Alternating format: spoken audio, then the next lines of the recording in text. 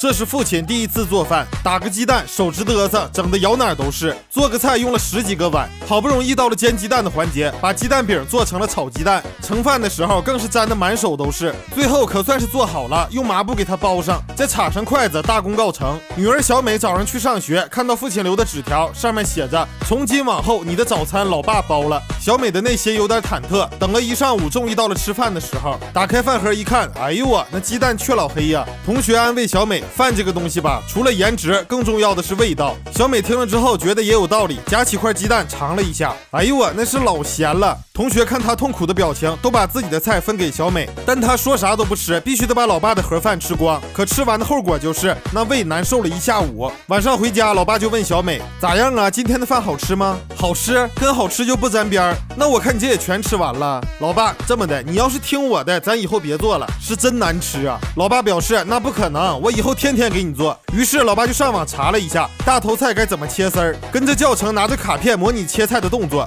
这也太简单了。第二天一早，老爸就给手切冒血了。到吃饭的时候，小美就希望今天的饭能成功。果然饭盒一打开，那烤肠都焦了，大头菜也被切成了条，还忘放盐了。老爸下班回家，打开饭盒一看，里面有一张纸条，上面写着今天的饭啥味儿没有啊。第二天早上，老爸又手忙脚乱的做好便当。小美打开饭盒一看，这又是什么东西啊？却老黑的，看了半天也没敢下嘴呀。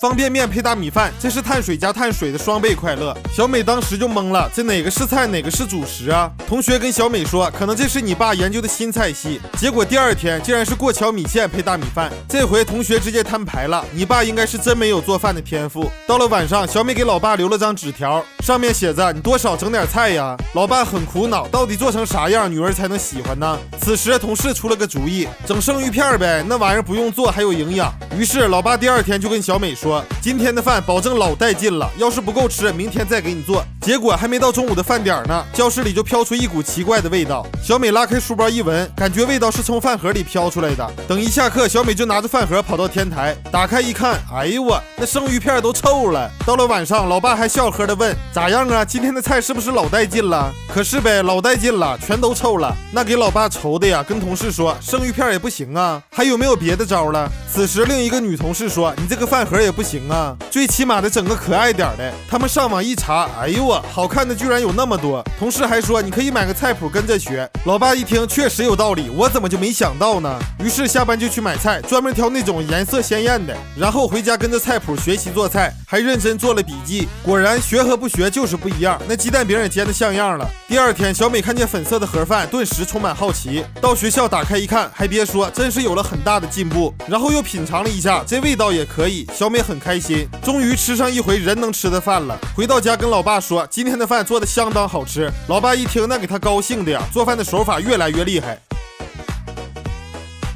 说出来大家可能不信，这些精美的便当会是一个父亲做的。女儿小美也成为了同学中被羡慕的对象。但突然有一天，小美回家的时间越来越晚。原来小美早恋了，听说男朋友每天就吃面包，然后就说以后天天给她做好吃的。于是小美回到家骗她爸说，我有个好朋友特别爱吃你做的便当，以后能不能给他也带一份？老爸听了之后，那给他高兴的直接就答应了。第二天男朋友说便当特别好吃，要是能多放点肉就更好了。小美当晚就跟老爸说，让往里面使劲放肉。然后男朋友说，今天的肉挺好吃，要是不加茄子就更好了。回家小美就跟老爸说，以后的饭里就别放茄子了。老爸懵了，啥情况？平时不最爱吃茄子吗？突然有一天，男朋友说不用给他带饭了，可小美太单纯，说我就给你带，就给你带。而老爸这边也察觉到小美应该是早恋了。这天小美给男友带的饭，他一口没吃，全都送了回来。不行，这里肯定有什么情况。第二天就看到了这一幕，男朋友跟另一个女孩在一起了，而那个女孩也给他送了便当。我呸，这是一个职业蹭饭的渣男。